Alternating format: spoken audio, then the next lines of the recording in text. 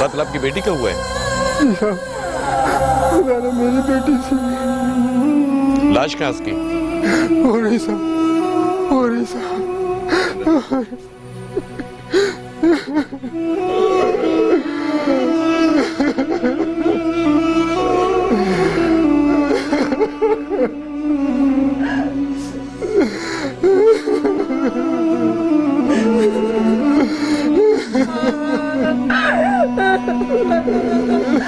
बड़े साहब ये बताइए, जिस वक्त कत्ल हुआ क्या उस वक्त घर में कोई नहीं था?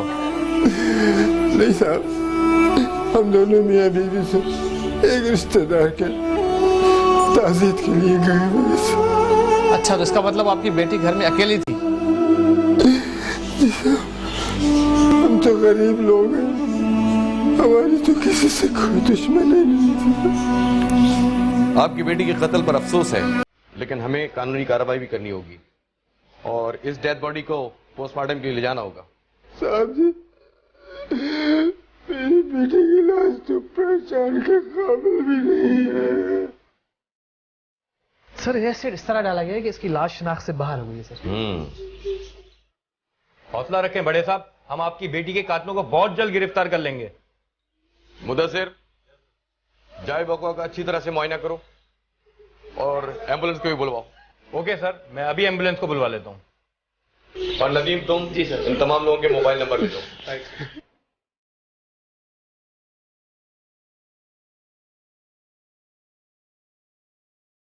हौसला रखें आप, कातिल जो भी होगा वो कानून की नजर से कभी बच नहीं सकेगा। चलें आप लोग, चलें जी, चलें मन, चलें आप लोग।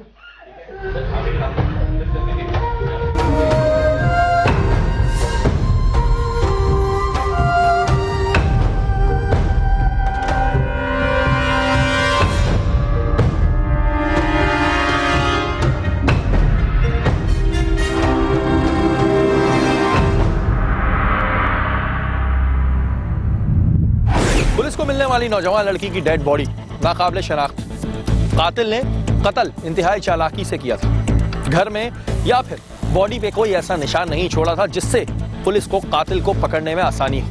हमारी आज की कहानी के पीछे में कातिल ने दुनिया और पुलिस को चकमा देने के लिए ऐसी ही एक चाल चली थी।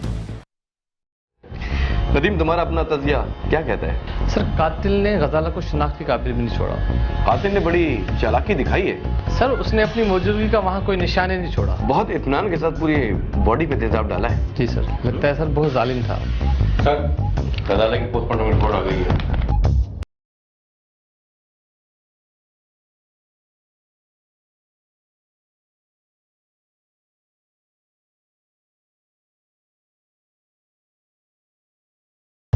उसे नशावर चीज पिलाई गई थी। सर, यकीनन कातिल नशावर चीज अपने साथ लाया होगा।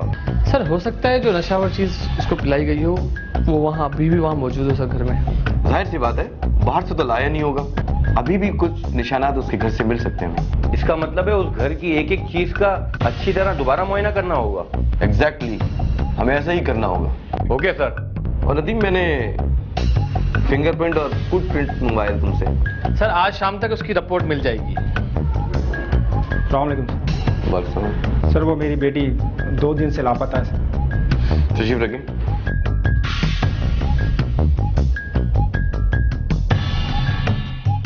दो दिन हो गए आपकी बेटी को गुम हुए और आज पुलिस को इन्फॉर्म करने आए आप। मुझे ऐसा लगा शायद वो मुझसे नाराज होकर कहीं चली गई। फिर उसे आपने कहीं तलाश किया?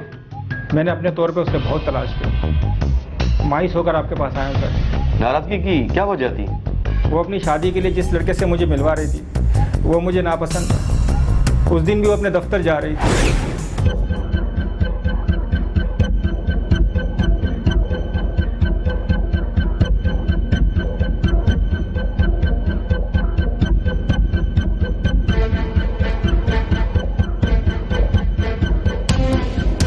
बाबा, आज वो उबैद के घर वाले आएंगे। किस लिए? बाबा, आपको बताया तो था, मेरे रिश्ते के सिलसिले में। क्या?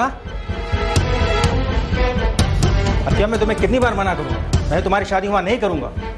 फिर ठीक है, जहाँ आप चाहते हैं ना, मैं भी वहाँ शादी नहीं करूँगी। मैंने अपने मरहूम भाई से वादा किया था, अब आखिरत में उसे क्या मुँह दिखाऊंगा?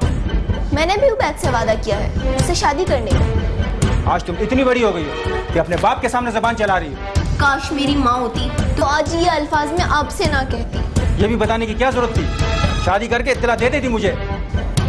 बाबा, मैं ऑफिस जा रही हूँ और मैं आपसे आखिरी बार पूछ रही हूँ, उन्हें बुलाऊं या नहीं?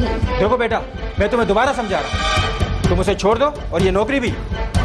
ना तो मैं नौकरी छोड़ूंगी और ना मैं उबैद का साथ छोड़ूंगी। फिर मेरी जान छोड़ दो।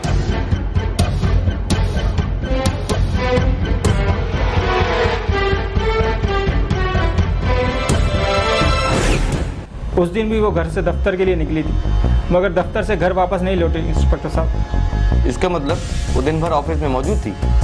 जी इंस्पेक्टर साहब, दूसरे दिन जब मैं उसके दफ्तर गया तो मुझे स्टाफ से पता चला कि वो कल दफ्तर आई थी और रात को यहाँ से चली गई थी। रात में अपने रिश्तेदारों में या उसकी दोस्तों में आपने तलाश नहीं किया कहीं? उसका मोबाइल बंद मिल रहा है और अपने चंद करीबी रिश्तेदारों से भी मैंने पता किया, कुछ मालूम नहीं हुआ।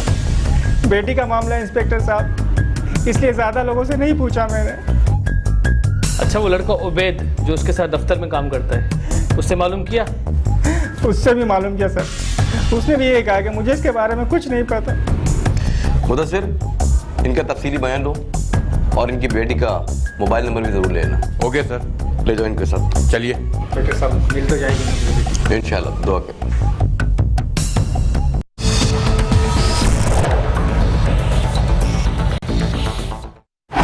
अभी पुलिस गजाला मर्डर केस की गुत्थियां सुलझा ही रही थी कि पुलिस को एक और केस का सामना करना पड़ा। गजाला मर्डर केस के साथ साथ पुलिस को अतिया की गुमशुदगी की तफ्तीश भी शुरू करनी पड़ी।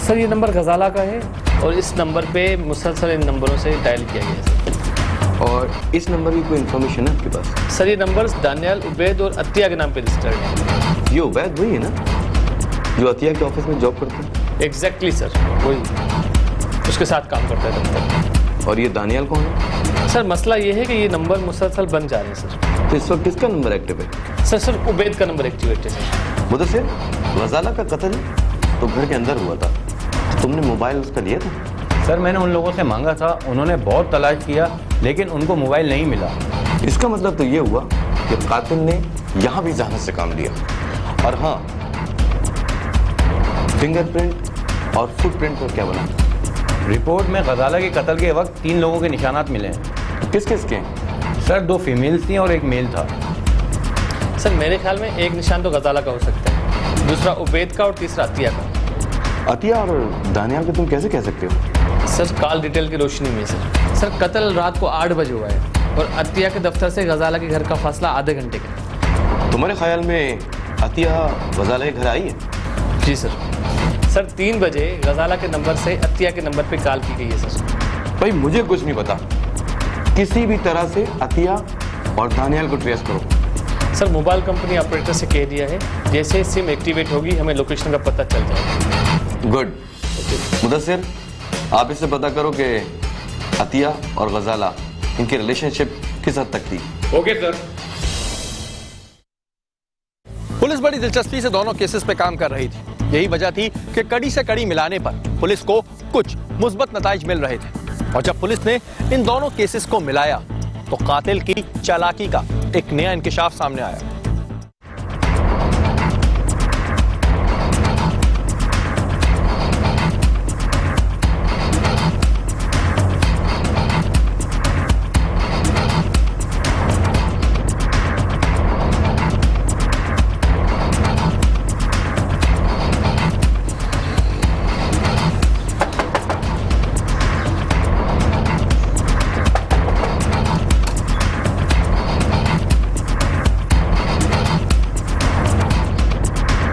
कुछ पता चला जी मेरी बेटी के बारे में? कोशिश जारी है।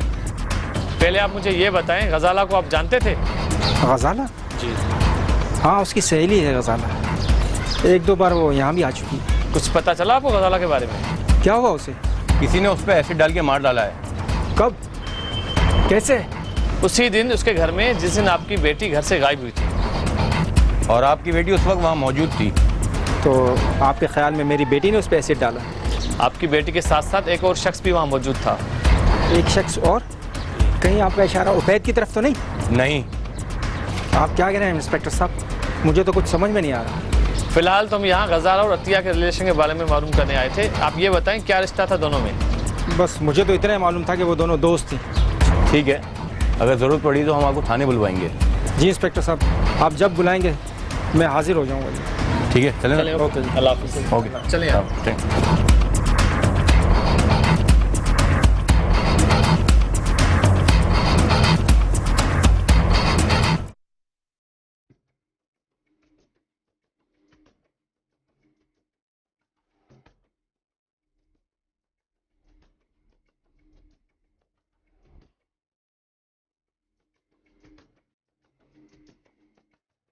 यार एक चाय लाना।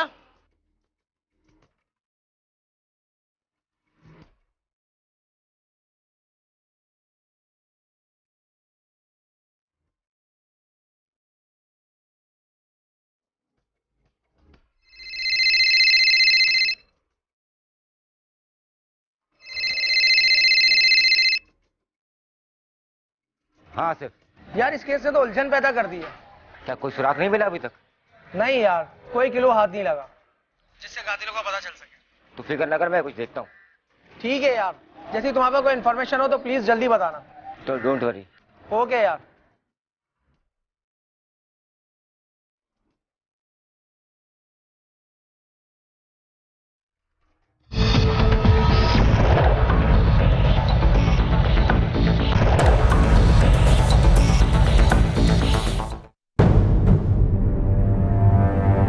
सर याद किया आपने? हाँ, आप बैठे आप लोग। जी सर। हाँ नदीम, तुम्हारी तफ्तीश कहाँ तक पहुँची है? सर उनमें से एक मोबाइल नंबर की लोकेशन मिल गई है सर। गुड।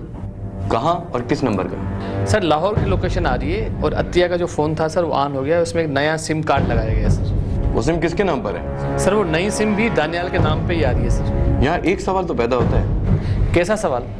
अतिया और गजाला की कड़ियाँ कहीं ना कहीं से तो मिल रही हैं। सर मैं समझा नहीं। अगर हम इस डेड बॉडी का डीएनए टेस्ट करवा लें तो? Sir DNA? सर उसके लिए तो मकतूला की दोबारा कब्र कुशाई करनी पड़ेगी सर, और उसके लिए मजिस्ट्रेट से परमिशन लेनी पड़ेगी सर। इस केस को सॉल्व करने के लिए हमें ये इंतहाई कदम उठाना होगा, और जिस तरह से आप लोग इस केस की इन्वेस्टिगेशन कर रहे हो आप लोग काबिल तारीफ हो, लेकिन एक चीज भूल रहे हो आप लोग। सर आप ठीक कहते हैं। इसके लिए हमें नज़ीर और आबिद के सैंपल भी दरकार होंगे। सर आप उसकी बिल्कुल फिक्र ना करें, वो काम हम आज ही कर लेते हैं सर। ठीक है, ये काम तुम कर लो। Right sir. और मुदस्सिर, तुम फौरन लाहौर रवाना हो जाओ पुलिस पार्टी के साथ। Okay sir. वो जो कोई भी है मैं उसे अपने सामने देखना चाहता हूँ। आप फिक्र ना करें सर, वो आपके सामने होगा। गुड। पुलिस ने अचानक से अपनी तफ्तीश का रुख मोड़ा। एक तरफ तो मकतूला की लाश की दोबारा कब्र कुशाई की गई, जिसके बाद आबिद और नजीर के सैंपल्स डायग्नोज होने के लिए डीएनए टेस्ट कराए गए, और दूसरी जानिब एक टीम को लाहौर रवाना किया गया, जिसने वहां की मुकामी पुलिस के साथ मिलकर कामयाबी के साथ दानियाल को गिरफ्तार कर लिया। हाँ मुदस्सिर, मुंह से कुछ फूटा भी या अपनी बात पड़ा हुआ है? अब तो बहुत रवानी से बात कर रहा है। और उसकी साथी कहाँ है? सर उस पर रुकैया काम कर रही है।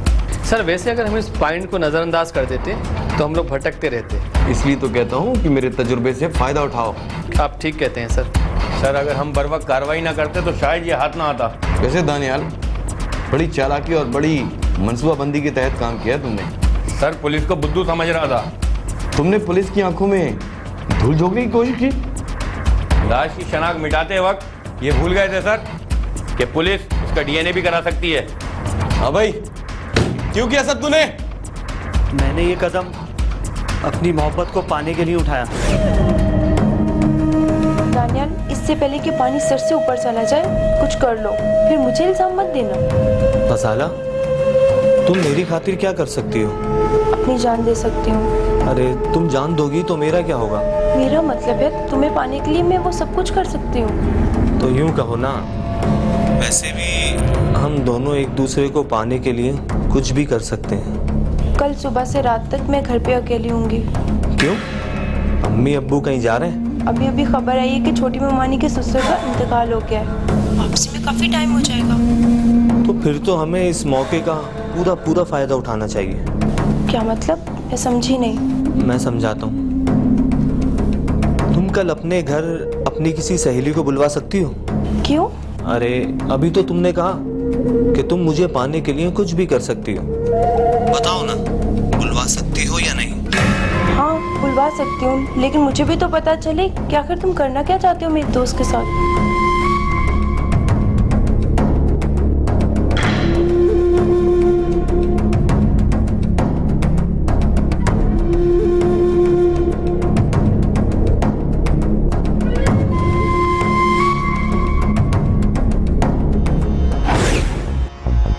जिस तरह से लाश पर तेजाब डाला गया था, मुझे तो खैर पहले ही शक हो गया था। सर कातिल ने हमें अंधेरे में रखने के लिए ये मंसूबा प्लान किया था।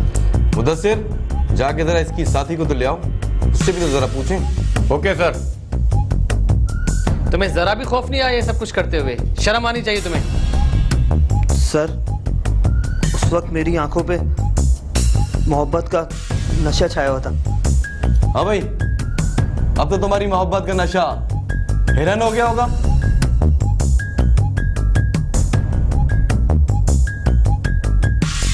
हाँ गजाला, तुम्हें अतिया को बुलाने का ही ख्याल क्यों आया? अतिया मेरी दोस्त थी, हमारा मिलना जुलना भी बहुत कम था और वो रहती भी बहुत दूर थी।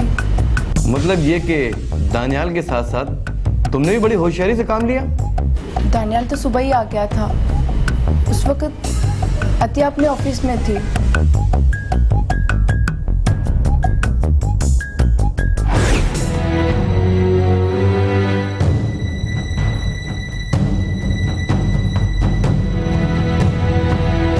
बाकी तुम घबराने की कोई बात नहीं है, मैं हूं ना, उस पर भरोसा रखो। इस तरह तुम फंस जाएंगे। अरे यार नहीं फंसेंगे ना, तुम्हें समझाया, बस तुम्हें उसे कॉल करके इधर बुलाना है, दैट्स इट। लेकिन वो तुम्हें बहुत अच्छी दोस्त है, मैं उसके साथ ऐसा कुछ नहीं कर सकती। ऐसा कुछ नहीं होगा, बहुत होशियारी से करेंगे हम सारा काम। बस तुम्हारा काम उसे इधर बुलाना है। बस तुम्हारा ये काम है कि उसको इधर बुलाना है।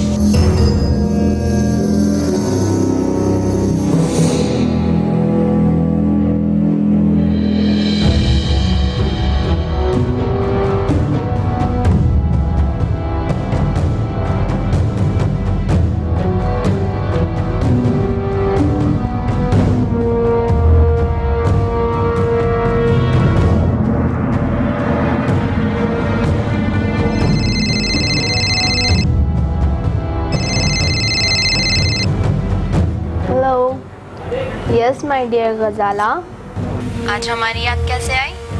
तुम एक नंबर की कंजूस मक्खी चूस हो, तुमसे तो 1-2 रुपए की कॉल नहीं होती। अरे यार ये बात नहीं है, बस आजकल थोड़ी टेंशन चल रही ना, इसलिए। खैरियत तो है ना? कहीं अवैध ने तो नहीं यार, उबैद तो मेरा बहुत ख्याल रखता है, बस एक अब्बू ही हैं जो बीच में रुकावट बन रहे हैं। तुम उनको कन्विंस करो ना। बहुत किया यार, पर अब्बू एक ही बात पे अड़े हुए हैं कि भाई के मरने से पहले वो उन्हें ज़बान दे चुके हैं। अब क्या करोगी? यार मैं तो चाह रही थी कि अब्बू राजी हो जाए, पर अब्बू है कि मान के ही नहीं दे रहे हैं। उनका है ही कौन तुम्हारे सिवा, एक तुम ही तो हो, मान जाएंगे यार। अरे छोड़ ये सारी बातें, तू बता तूने आज मुझे कैसे याद किया? तुमसे कुछ ज़रूरी काम आ पड़ा था। मुझसे? कैसा काम? अच्छा, अगर तुम ऑफिस से सीधी मेरे घर आ जाती हो तो फिर मैं तुम्हें बताती हूँ। फिर भी गजाला कुछ तो बता, क्या काम है? फोन पे नहीं बता सकती। अच्छा ऐसी बात है, चल ठीक है, मैं ऑफिस से फ्री होकर डायरेक्ट तेरे घर आती हूँ। हाँ ठीक है, ओके बाय। अल्लाह हाफिज।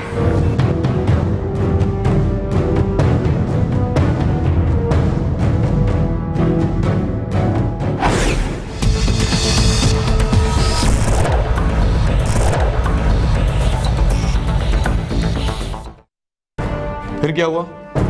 मैं दरवाजे पे ही खड़ी उसका इंतज़ार कर रही थी। मुझे ये बहुत डर लग रहा था कि कहीं उसे मेरे घर में दाखिल होते कोई ना देख ले। फिर? अत्या ठीक 8 बजे पहुंच गई थी और उस वक्त इत्तेफाक से सन्नाटा भी हो रहा था।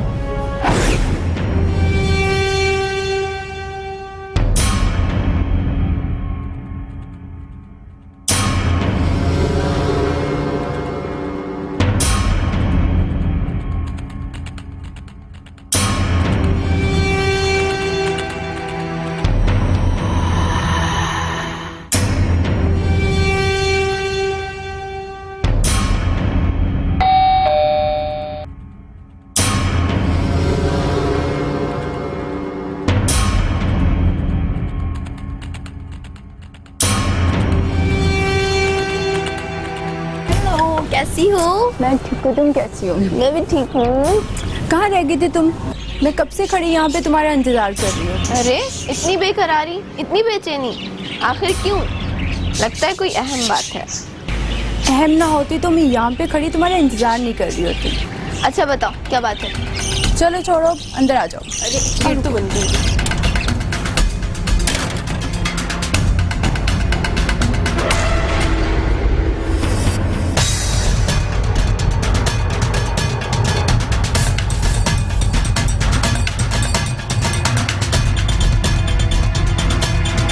हाँ भाई गजाला, बता क्या बात है जो तूने मुझे इतना अर्जेंट बुलाया? तुम बैठो, मैं तुम्हारे लिए चाय लेके आती हूँ, फिर बैठ के बात करते हैं। अरे कुछ तो बता, कहाँ तुझे इतनी जल्दी हो रही थी बताने में? चाय तैयार है, मैं कप में डाल के लाती हूँ और फिर बैठ के बात करते हैं। ठीक है।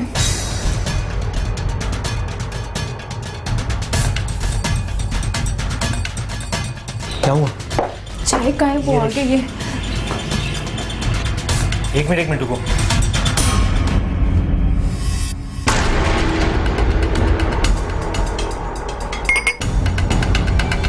चलो।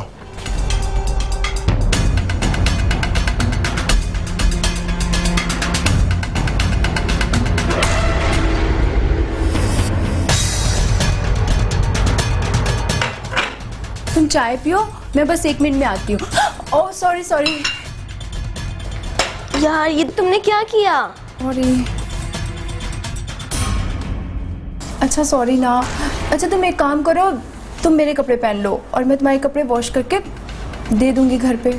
अरे नहीं, पागल हो गई क्या? मैं खुद कर लूंगी, कोई बात नहीं। क्यों, तुम्हें मेरे कपड़े पहनने में कोई प्रॉब्लम है?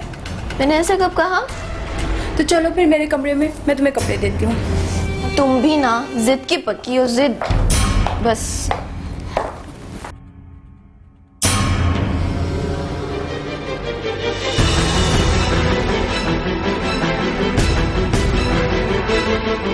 अरे ये चाय फिर से मत गिरा देना तुम। अच्छा तुम चाय पियो, मैं अपने लिए लेके आती हूँ। ओके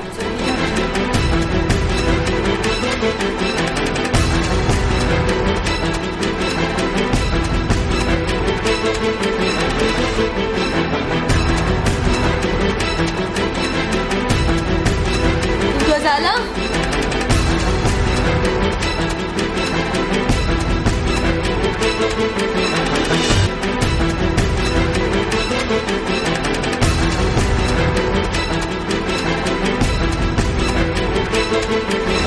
जल्दी करो, देर हो रही है गजाला, निकलना भी है यहाँ से।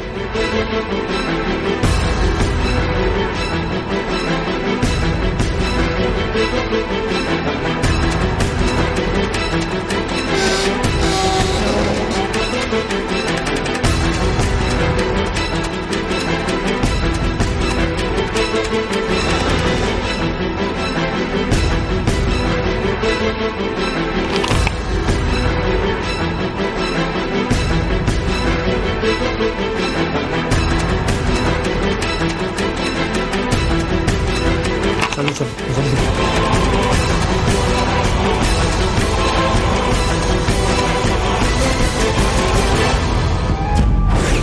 सर, इस केस में गजाला बेकसूर है।